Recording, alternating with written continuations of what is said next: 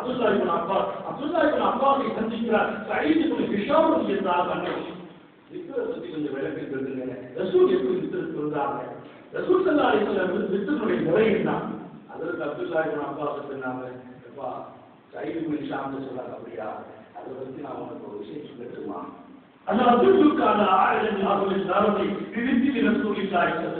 இந்த உலகத்திலேயே பெருமானாருடைய வித்து சம்பந்தமாக விளக்கம் கொடுப்பவர்களை உலகத்திலேயே மிகப்பெரிய அறிவாளி ஒருவர் இருக்கிறார். நான் சொல்லட்டுமான்னு கேட்டான்.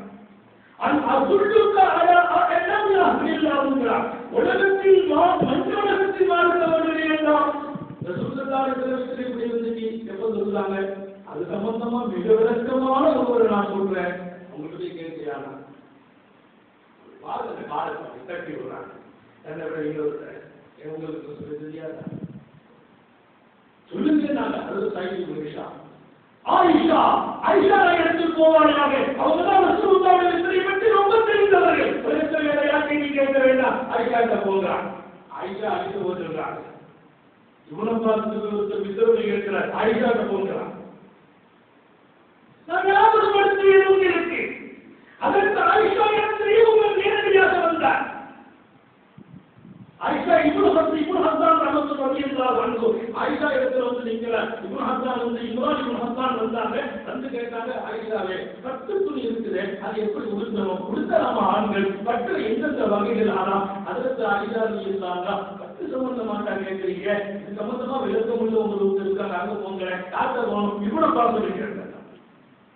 இப்னு அப்பாஸ் விக்ரமை கேட்கிறாங்க. ஆயிஷாட்ட போங்க. உலகத்திலே அவங்க எல்லாம் பெரிய அறிவாளி. ஆயிஷாட்ட வந்து பட்டாரை சத்தத்தை கேட்கிறாங்க. நீங்க இப்னு அப்பாஸ் போங்க.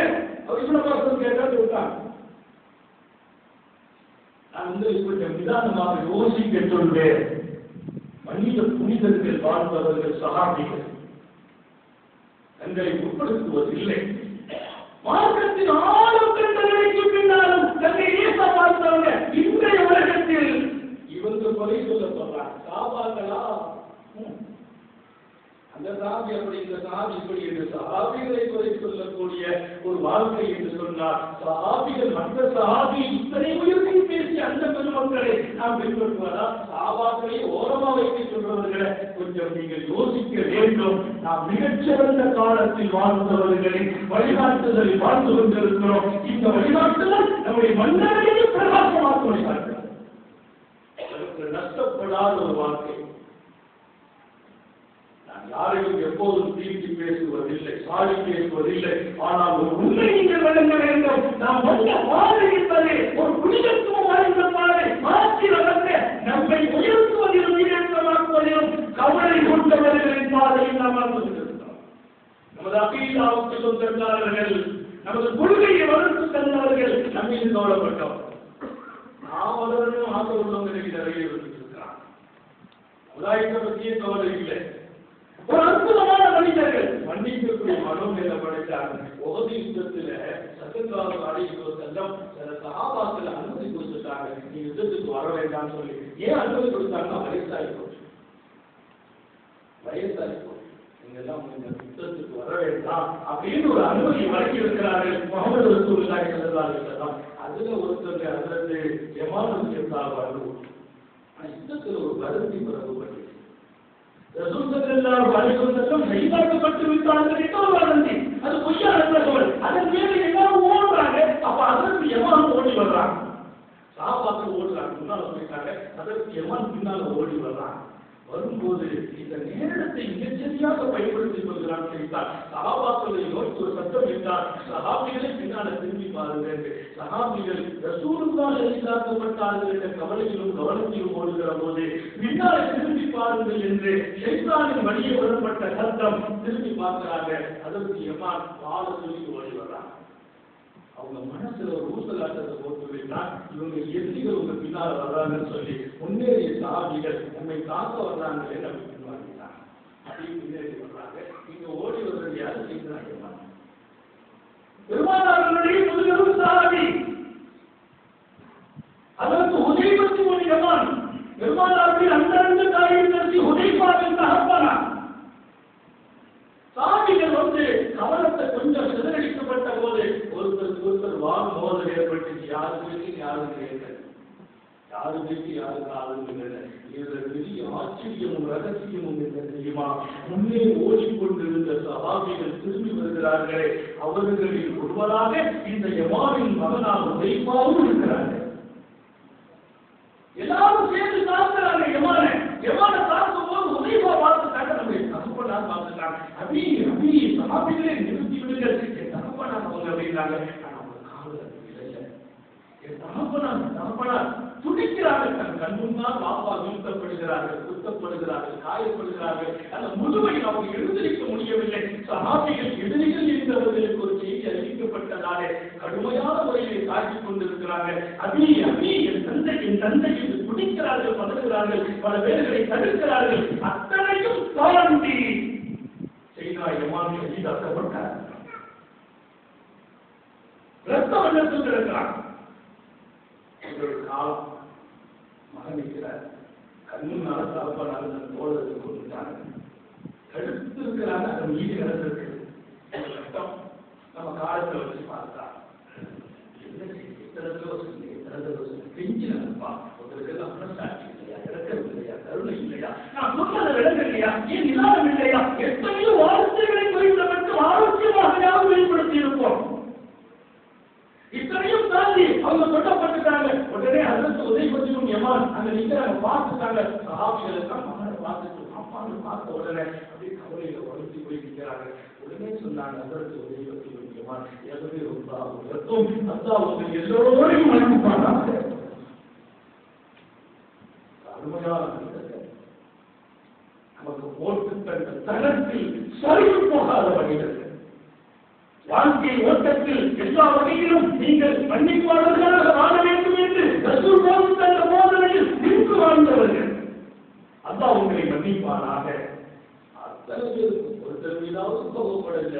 அவங்க முன்னால தன் கண் முன்னால் தகப்பனால் சொல்லப்பட்டு இரத்த வெள்ளத்தில் கிடக்கிறத பார்த்துவிட்டு அல்லாஹ் உங்களை எல்லோரையும் மன்னிப்பானாக என்று செய்யுதுனா துறைபத்துக்குள் யமானுடையதாக அனுபவம் சஹாபிகளை பார்த்து சொன்னாங்க என்பதையும் தாண்டி இன்னொரு பக்கம் அதற்கு உதைப்பா தன்னுடைய வாழ்க்கை முடியும் வரையிலும் 5 வேளை தொழுகைக்கு பின்னால் அல்லாஹ்விடத்தில் கேட்கிற துஆவை அல்லாஹ் என் தகப்பனார் சஹாபி நபியை நெருக்கம் பெற்றவர்கள், முழுமையானவர்கள், அவர்களை தோழர்கள் கொண்டு விட்டார்கள். நாளை வறுமையில் கொண்டவர்களை தண்டித்து விடாதே அல்லாஹ், குற்றம் வைத்து விடாதே அல்லாஹ். நான் மன்னிப்பு கேட்கிறேன், என் தகப்பனாருக்காக மன்னிப்பு கேட்கிறேன். என் சஹா நபியின் தோழர்களை நீ மன்னிப்பு விடு என்று அயாத்தோடு கூறுகிறது கேட்டான்.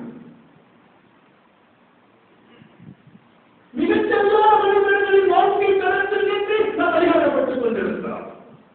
நம்முடைய அகீதாவில் சொல்ல முடியாது.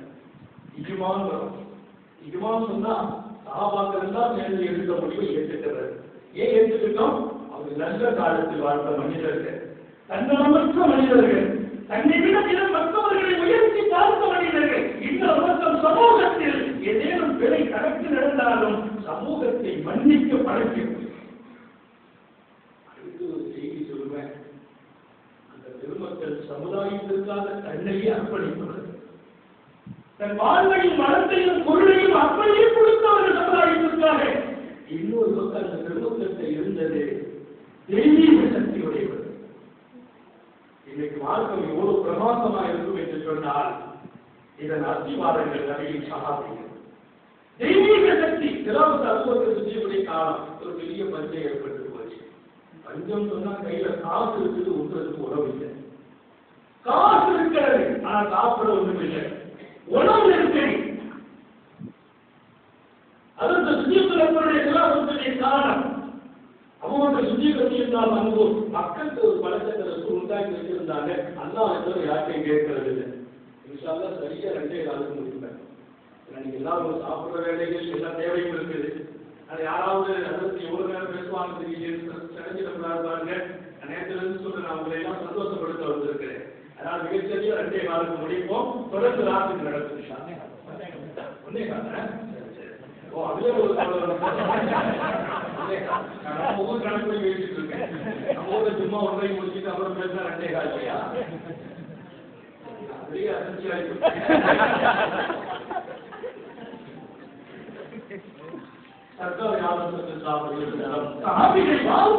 மிக முக்கியமானது அல்லாஹ்வுக்கு யாருக்கு இருக்கிறது.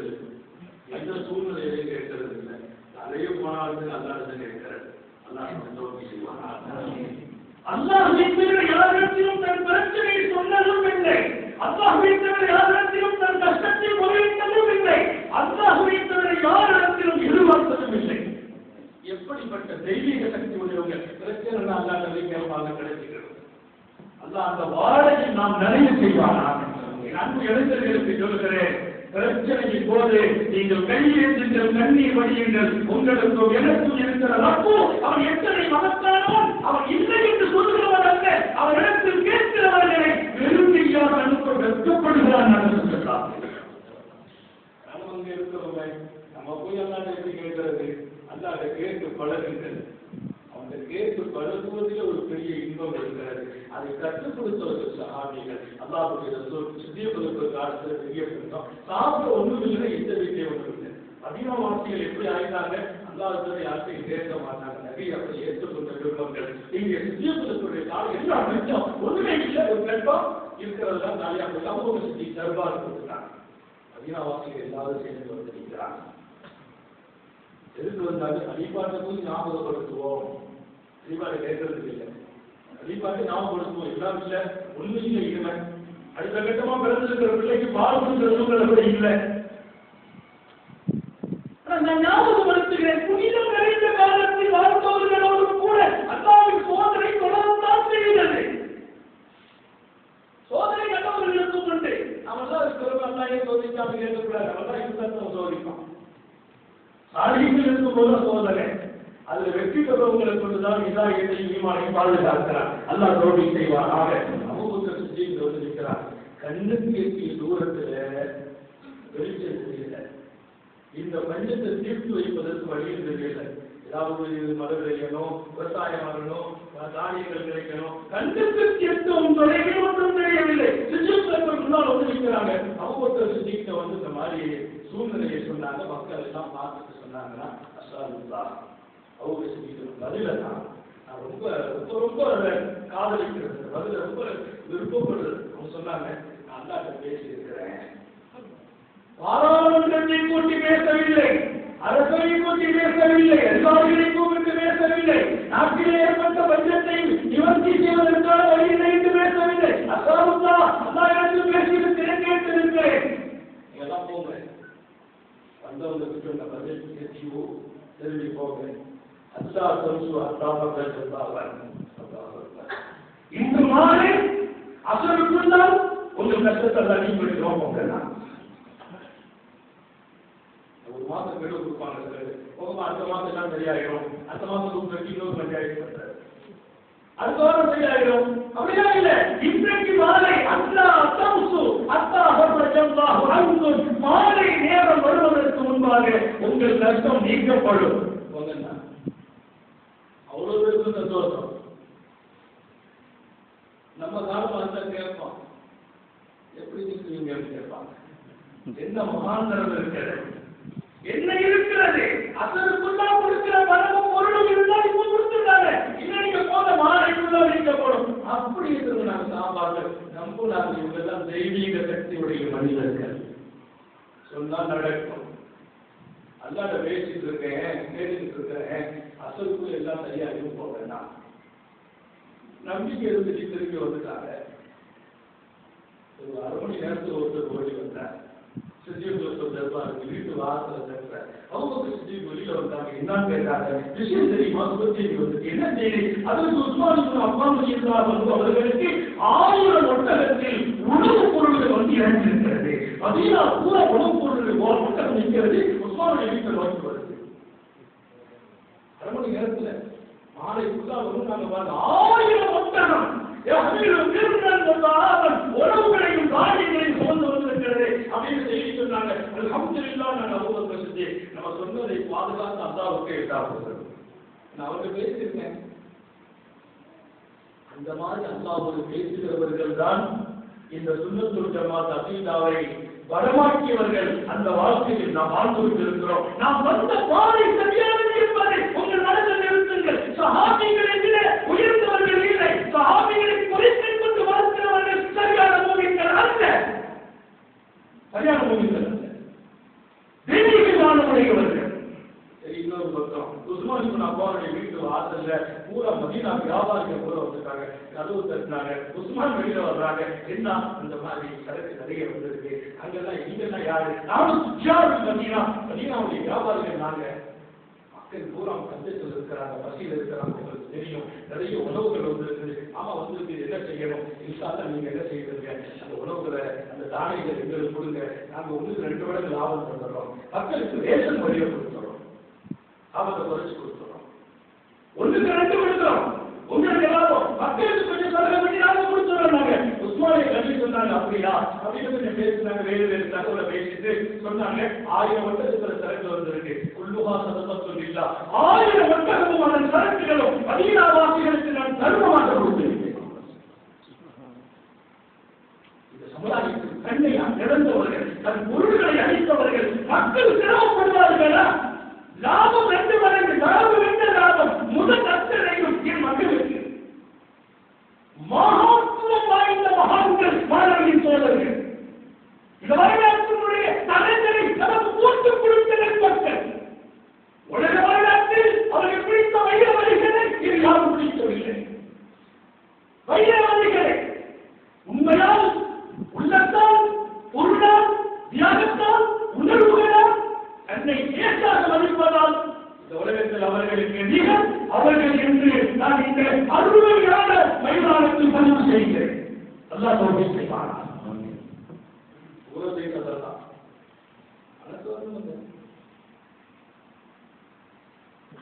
அடுத்த காலம் கருணி, நாம் வாழ்ந்த காலம் சிறந்த காலம், என் சஹாபிகள் சிறந்தவர்கள். அடுத்த காலம் நம்முடைய இமாம்கள் இருக்கிறார். இமாம் அபூ ஹனீஃபா, இமாம் ஷாஃபி, இமாம் மாலிக், இமாம் அஹ்மத் இப்னு ஹம்பல், இந்த 4 மதுஹப், 4 இமாம்கள், இவர்களை தவிர்த்து வேறு எந்த வழிகளும் நமக்கு ஈடேற்றவில்லை. நான் இங்கே பதிவு செய்கிறேன். அது என்ன 4 மதுஹப், அது என்ன 4 இமாம்கள், அது என்ன பிரிவினை? இது பிரிவினை அல்ல. ரசூல் ஸல்லல்லாஹு அலைஹி வஸல்லம் என்ன செய்தார்களோ அதை 4 பேரும் 4 வழியில் எடுத்துக்கிறாங்க. உட்கார்ந்தாங்க, இப்படி கால வச்சுருக்காங்க, இப்படி இன்னும் சொல்றாங்க. ஒன்னு ஒருத்தர் எடுத்து இன்னொருத்தர் இன்னொரு எடுத்துட்டாங்க. 2 இன்னைக்கு ஆயாத்தாங்க. அத்தகையாவது ஓதுறாங்க, ரசூல் பக்கத்து ஓதுறாங்க, ரசூல் சலாம் ஓதுறாங்க, சலாம் ஓதுறவங்க எடுத்துக்கொண்டார், அஜாத்தி இன்னொரு எடுத்துக்கொண்டார், குனூத் ஓதுறாங்க, குனூத்தை நிறுத்துறாங்க, ஓதியவர்கள் இமாம் எடுத்துக்கொண்டார். இமாம் ஷாஃபி குனூத் இல்லை, இமாம் நானும் சுபுஹ் குனூத் இல்லைன்னா நபியுடைய அழைப்பு செய்யும் உலகத்தில் ஹயாத்தாக்கி இந்த 4 இமாம்களால் 4 இமாம்களும் ரசூலின் வாழ்வை, சஹாபிகளின் வாழ்வை கருத்திலும் குறையாமல், கருவிலும் குறைவானதை அவர்களை இழந்து விடாமல் பின்பற்றியவர்கள். ஒரு செய்தியோடு நிறைவுறுத்துகிறேன். அப்பொழுது அந்த வாழ்க்கையை இவங்க அப்படி இருந்தாங்க. இமாம் அபூ ஹனீஃபா பட்டு வியாபாரம், பட்டு துணி, பெரிய பணக்காரர், ரொம்ப பெரிய பணக்காரர். இமாம் அபூ ஹனீஃபா பட்டு வியாபாரம். மிஸ்ர் நாட்டில் அவங்களுக்கு நண்பர் இருந்தாங்க, வியாபார கூட்டாளி பிஷர், மிஸ்ரின் பிஷர் வியாபார கூட்டாளி. ஒரு 10-30 பட்டு துணிகளை அவங்களுக்கு அனுப்பி வச்சாங்க. மிஸ்ர் நாட்டினுடைய பிஷருக்கு அனுப்பி, எப்ப அந்த 30 பட்டு இருக்குது அதை விட்டுருங்க, ஒரு கடிதம் எழுதி வச்சிருந்தாங்க. 30 பட்டு ஒரே ஒரு பட்டுல தீனி அனுப்பணும். அது ஒரு டேமேஜ் இருக்குது. 30 பட்டு துணிகளை வைத்த இமாம காலத்தில் அவ்வளவு ஒரு கடிதம் எழுதுகிறார். அதுல ஒரே ஒரு பட்டு துணியும் குறை இருக்குது, டேமேஜ் இருக்குது. அதை கொஞ்சம் விளக்கம் சொல்லி வச்சிருக்க, அது கொஞ்சம் காசை வச்சு வாங்கிட்ட டேமேஜ் சொல்லி அவர் வியாபாரம் செய்தார், முடித்தார். பட்டு வியாபாரிகள் பூரா முடிச்சுட்டு அதற்குரிய பணத்தை இமாம் நாளுக்கு அனுப்பி வைத்து விட்டார். அதை பார்க்கிறாங்க, சரி பார்க்கிறாங்க, 30 துணி விற்கப்பட்டு சமமான பணம் வந்திருக்கு. உடனே மீண்டும் கல்வியும் தொடர்ந்து அந்த காலத்துல மீண்டும் தொடர்பு கொண்டு கேட்கிறாங்க, என்னம்மா என்ன ஆச்சு, நிறைய பணம் வந்திருக்குது, அதை டேமேஜ் சொன்னீங்களா? மறந்து கேட்டான். எனக்கு சொல்லி மறந்துட்டீங்களா? அப்ப அது ஏமாத்துறதா போச்சு, ஆட்சிக்கு போறது நஷ்டப்பட்டிருப்பாரு, அவருக்கு சமமான பணம் கொடுத்துட்டாரு, அந்த பணம் நமக்கு ஹலால் ஆகாது. அப்படியா? எனவே நான் உங்களுக்கு செய்கிறேன், இந்த 30 பட்டு வியாபாரத்தில் கிடைத்த லாபமும் முதலும் சேர்த்த அத்தனையும் சதப்பத்தும் இல்லா அல்லாஹ்வாக தர்மம் செய்திருக்கேன். 30 பட்டு துறையில் கிடைத்த லாபம் முதல் அத்தனை கொடுத்துட்டேன். என்ன சந்தேகம் நடந்துச்சு? அப்படி மாந்தரும் கூட சிறப்பு இல்லாதவர்கள், உலக ஆசை இல்லாதவர்கள், காற்றின் மீது அடிமைப்படாதவர்கள், ரசூலின் சஹாபிகள் எந்த பாதையில் தங்களை ஆக்கினார்களோ அது கடுகவும் பெற்றாதவர்கள், அருமை தோழர்களும் அருமையான இமாம்களும் நாம் வந்த பாதையும் இன்று போடுகின்ற பாதையும் நடைபெறுகின்ற இந்த காலமும் உண்மையில் சரியானதும் மகத்தானதும் இதுதான் நமது கொள்கை. இந்த கொள்கையில் மாசுபடாத வாழ்கிறோம் அல்லாஹ் உங்களையும் என்னை மாற்றி வைப்பானாக. எந்த சூழலிலும் வெற்றி விடாமல் பாதுகாப்பானாக. சரியான வாழ தோல்வி செய்வானாக. நொடியிலும் வாழ்க்கையில் அல்லாஹ்வுக்கு மாற்றம் செய்யாமல் வாழ செய்வானாக.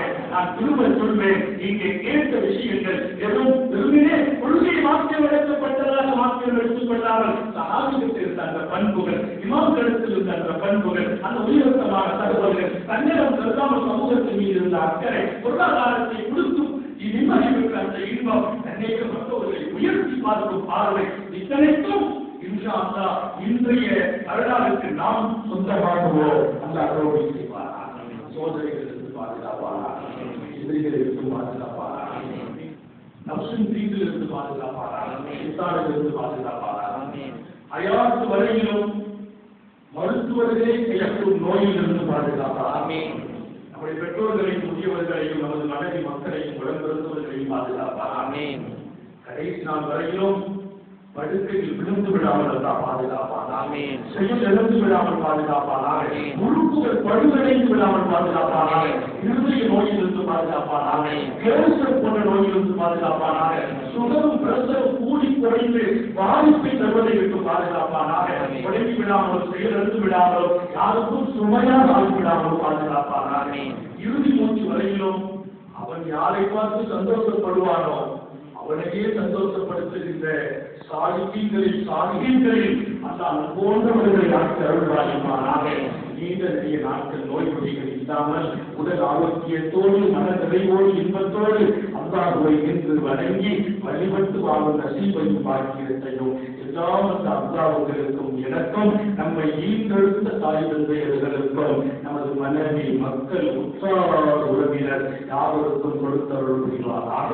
நமது உயிரிலும் மேலான கண்மணி காத்தமுல் அன்பியாய் வல் முர்சலீன் சர்தார் ஆலம் முஹம்மது ஸல்லல்லாஹு அலைஹி வஸல்லம் அவர்களை கனவிலும் நனவிலும் கண்டு கிடைக்கும் பெரும் பாக்கியத்தை அல்லாஹ் நம் எல்லோருக்கும் கொடுத்தருள் புரிவாராக. நல்ல துஆக்களோடு உங்கள் எல்லோருடைய துஆவையும் ஆதரவைத்து குறிப்பாக சங்கை நீக்க உடமாக்களின் நல்ல துஆவை ஆதரவைத்து என்னுடைய வார்த்தைகளை நிறைவுபடுத்துகிறேன். வாஹிரு தஅவானா அல்ஹம்துலில்லாஹி ரப்பில் ஆலமீன். அஸ்ஸலாமு அலைக்கும் வரஹ்மத்துல்லாஹி